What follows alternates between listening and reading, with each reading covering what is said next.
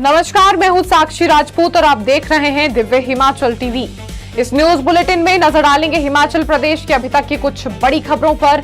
सबसे पहले headlines. CM का राष्ट्रगान पर सियासत का राग, राठौर बोले देश को बांटने की कोशिश। अमित शाह पर बयान से भड़की भाजपा, पवन खेड़ा के खिलाफ एफआईआर की मांग। 4,200 करोड़ के बिजली एरियर पर सुप्रीम कोर्ट में फैसला सुरक्षित। ढाक गांव में नशे की खेती पर पुलिस का धावा, 1,620 भांग के पौधे बरामद। बरसात थमेगी तो सड़कों पर दौड़ेगा डामर, 800 किलोमीटर की होगी टारिंग।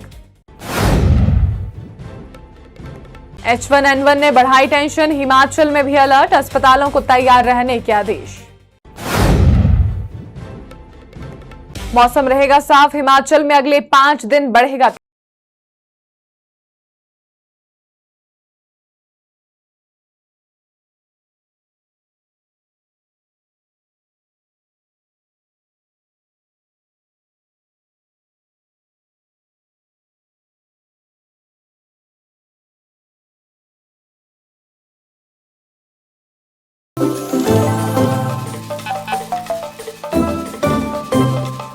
नीडल शेयरिंग से HIV हो सकता है। एक अच्छा दोस्त इस बात को और तुम्हें कभी इग्नोर नहीं करता, तो नीडल शेयरिंग कभी भी किसी के साथ नहीं करना है। इग्नोर नहीं, याद करो। अब खबरें विस्तार से। राष्ट्रगीत और राष्ट्रगान को लेकर छिड़े सियासी घमासान के बीच कांग्रेस ने भाजपा पर देश को असली मुद्दों से भटकाने का आरोप लगाया है। कांग्रेस के राष्ट्रीय प्रवक्ता एवं ठियोग विधायक कुलदीप सिंह राठौर ने कहा कि राष्ट्रगीत और राष्ट्रगान देश की विरासत और सम्मान के प्रतीक हैं। इन्हें राजनीति का हथियार बनाना दुर्भाग्यपूर्ण है। उन्होंने आरोप लगाया कि भाजपा धर्म, जाति और अब राष्ट्रगीत, राष्ट्रगान जैसे मुद्दों से समाज को बांटने का प्रयास कर रही है। राठौर ने कहा कि युवा बेरोजगारी, पेपर लीक और महंगी शिक्षा से जूझ रहे हैं, इसलिए इन मुद्दों पर चर्चा होनी चाहिए। उन्होंने महंगाई और पेट्रोल डीजल की कीमतों को लेकर भी केंद्र सरकार पर निशाना साधा। हिमाचल विधानसभा में विवाद के कारण जनता के मुद्दों पर चर्चा का समय प्रभावित होने का आरोप लगाते हुए उन्होंने भाजपा से शेष सत्र में सार्थक चर्चा की अपील की। अचानक भारतीय जनता पार्टी की जो केंद्र में सरकार है, उन्होंने एक नया पैंतरा फेंका और राष्ट्रीय गीत जो है उस पे राजनीति हुई कि 6 के 6 छंद गाने जो है वो गाने चाहिए। इसको लेके पूरे देश में जो है विवाद हुआ।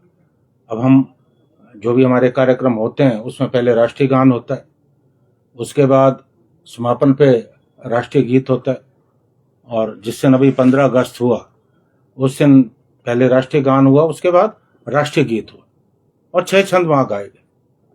हमें इस पे कोई आपत्ति नहीं है, लेकिन इसे राजनीति का हिस्सा बनाना गलत है। राष्ट्रीय गान की एक अपनी मर्यादा है, और अब मैंने कई बुद्धिजीवियों को जो इनकी विचारधारा से संबंधित है उन्हें यह कहते हुए सुना कि राष्ट्रीय गान की जगह राष्ट्रीय गीत होना चाहिए। देखिए, पहले तो आपने धर्म के नाम पे देश का ध्रुवीकरण किया, राम मंदिर के नाम पे आपने सत्ता हथियाई। केंद्रीय गृह मंत्री अमित शाह पर कांग्रेस नेता पवन खेड़ा की कथित टिप्पणी को लेकर हिमाचल भाजपा ने कानूनी मोर्चा खोल दिया है। भाजपा मुख्य प्रवक्ता एवं विधायक राकेश जम्वाल सहित पार्टी नेताओं ने पवन खेड़ा के खिलाफ एफआईआर दर्ज करने की मांग की है। भाजपा प्रतिनिधिमंडल ने एडिशनल एसपी के माध्यम से एसपी शिमला को लिखित शिकायत सौंपी। जम्वाल ने आरोप लगाया कि खेड़ा ने गृह मंत्री अमित शाह के खिलाफ अपमानजनक शब्दों का इस्तेमाल किया। उन्होंने कहा कि राजनीतिक मतभेद अपनी जगह है, लेकिन ऐसी भाषा लोकतांत्रिक संवाद की मर्यादा गिराती है। भाजपा ने संबंधित वीडियो, ऑडियो और सोशल मीडिया पोस्ट सुरक्षित कर पूरे मामले की जांच की मांग की है। पार्टी ने जांच में संज्ञेय अपराध पाए जाने पर भारतीय न्याय संहिता के तहत कानूनी कार्रवाई की भी मांग की।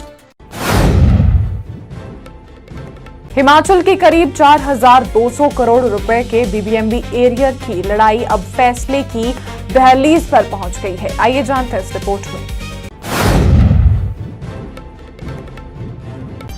बीबीएमबी परियोजनाओं में हिमाचल के बिजली हिस्से से जुड़े करीब 4,200 करोड़ रुपए के एरियर मामले में सुप्रीम कोर्ट ने फैसला सुरक्षित रख लिया है। केंद्र ने नगद भुगतान की बजाय बिजली के रूप में बकाया चुकाने का फॉर्मूला रखा है। कुल 13,066 मिलियन यूनिट पुराने बकाये में से 12,000 मिलियन यूनिट से अधिक बिजली के रूप में देने का प्रस्ताव है। हिमाचल और हरियाणा ने प्रस्ताव पर सैद्धांतिक सहमति जताई है, जबकि पंजाब ने ₹2.50 प्रति यूनिट की दर पर आपत्ति दर्ज कराई। पंजाब का कहना है कि इस दर से उसे करीब 2,000 करोड़ रुपए का नुकसान हो सकता है। हिमाचल का दावा है कि सुप्रीम कोर्ट के 2011 के फैसले के बावजूद उसे लंबे समय से उसके हिस्से का बिजली लाभ नहीं मिला है।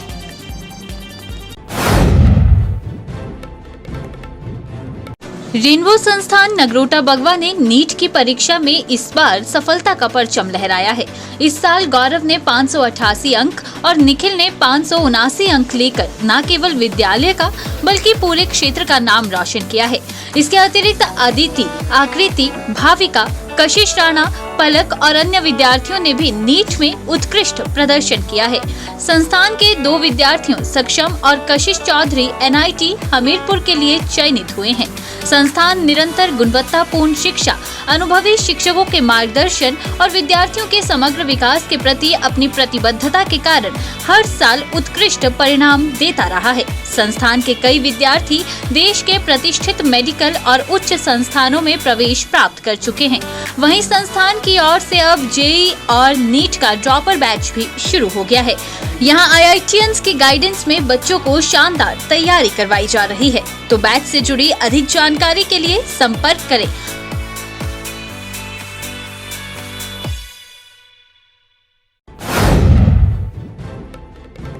चीड़गांव में नशे की खेती के खिलाफ पुलिस की बड़ी कार्रवाई से हड़कंप मच गया है। शिमला जिला में पुलिस थाना चीड़गांव की टीम ने धाक गांव में दबिश देकर 1,620 भांग के पौधे बरामद किए। पुलिस ने 20 पौधों को नमूने के तौर पर कब्जे में लेकर सील किया, जबकि 1600 पौधे मौके पर ही नष्ट कर दिए।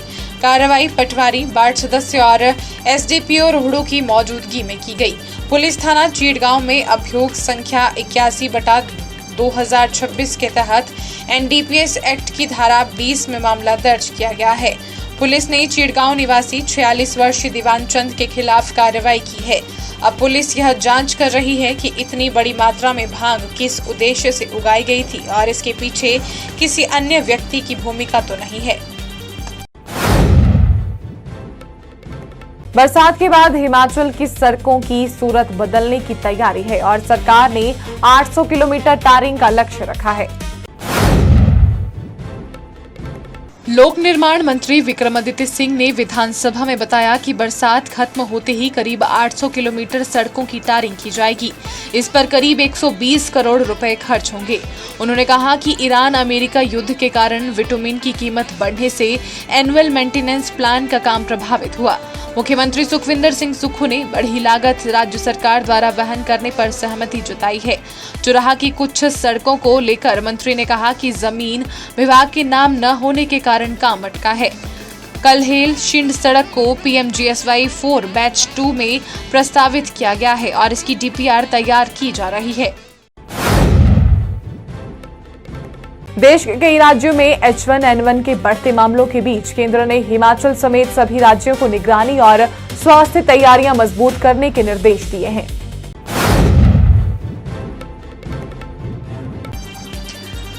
केंद्रीय स्वास्थ्य मंत्रालय ने राज्यों को H1N1 और मौसमी इन्फ्लुएंजा की निगरानी बढ़ाने के निर्देश दिए हैं।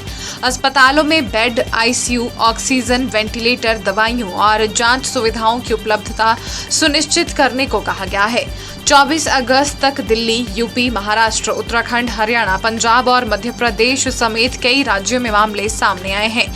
दिल्ली में 1777 और यूपी में 337 से अधिक H1N1 मामले रिपोर्ट हुए हैं।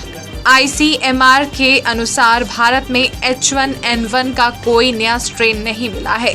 मौजूदा मामले सीजनल इन्फ्लुएंजा A से जुड़े हैं। विशेषज्ञों ने लोगों से घबराने की बजाय सावधानी बरतने की अपील की है। हिमाचल में मानसून की मार से सड़क, बिजली और पेयजल सेवाएं प्रभावित हैं, जबकि 23 अगस्त तक आपदा से 230 लोगों की मौत और 1137 करोड़ से अधिक का नुकसान आंका गया है। बीबीएमबी परियोजनाओं में हिमाचल के बिजली हिस्से से जुड़े करीब 4,200 करोड़ रुपए के एरियर मामले में सुप्रीम कोर्ट ने फैसला सुरक्षित रख लिया है। केंद्र ने नगद भुगतान की बजाय बिजली के रूप में बकाया चुकाने का फॉर्मूला रखा है। कुल 13,066 मिलियन यूनिट पुराने बकाये में से 12,000 मिलियन यूनिट से अधिक बिजली के रूप में देने का प्रस्ताव है। हिमाचल और हरियाणा ने प्रस्ताव पर सैद्धांतिक सहमति जताई है, जबकि पंजाब ने ₹2.50 प्रति यूनिट की दर पर आपत्ति दर्ज कराई। पंजाब का कहना है कि इस दर से उसे करीब 2,000 करोड़ रुपए का नुकसान हो सकता है। हिमाचल का दावा है कि सुप्रीम कोर्ट के 2011 के फैसले के बावजूद उसे लंबे समय से उसके हिस्से का बिजली लाभ नहीं मिला है। चलते चलते में नजर डालेंगे हिमाचल प्रदेश के अन्य प्रमुख बड़ी खबरों पर। बीजेपी चीफ राजीव बिंदल का ऐलान, 17 सितंबर से 17 अक्टूबर तक भाजपा चलाएगी सेवा संकल्प अभियान। 1 सितंबर को विधानसभा घेरेंगे पेंशनर, 16 सूत्री मांगों, बकाया एरियर और वित्तीय लाभों में देरी पर जताएंगे नाराजगी। हिमाचल शिक्षा बोर्ड ने 4 गुना बढ़ाया पंजीकरण शुल्क, अब 9वीं 11वीं में 50 से 200 रुपए हुए रजिस्ट्रेशन। शिमला में भाजपा विधायकों ने अटैची के साथ किया प्रदर्शन, कांग्रेस सरकार पर लगाए आरोप। इस न्यूज बुलेटिन में बस इतना ही। देखते रहिए दिव्य हिमाचल टीवी।